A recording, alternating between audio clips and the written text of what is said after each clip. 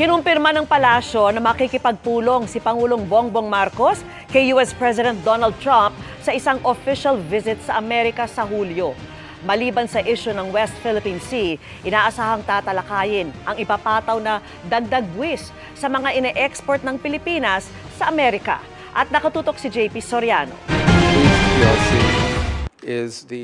Kasunod ni US Secretary of State Marco Rubio ay kinumpirma na rin ng Malacanang ang pulong sa Amerika ni Pangulong Bongbong Marcos at US President Donald Trump sa pagitan ng July 20 at 22 ito bago ang State of the Nation address ayon sa palasyo.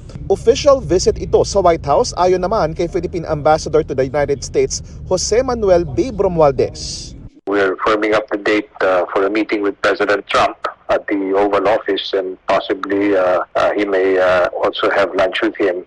Kabilang anya sa inaasahang matatalakay ang defense at maritime security assistance ng Amerika sa Pilipinas sa gitna ng pangaangkin ng China sa bahagi ng West Philippine Sea. Gayon din ang ipapataw na 20% tariff sa mga produktong ini-export ng Pilipinas sa Amerika simula August 1.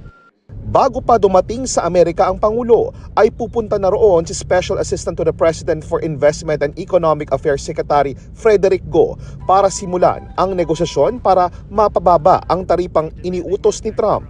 It is a meeting that is been it's aligned with what we've always wanted in the first place. Tama-tama lang. 6 months after or about 6 to 7 months after President Trump took office. Minsan nang nagkita sina Trump at Marcos sa Vatican noong pumanaw si Pope Francis.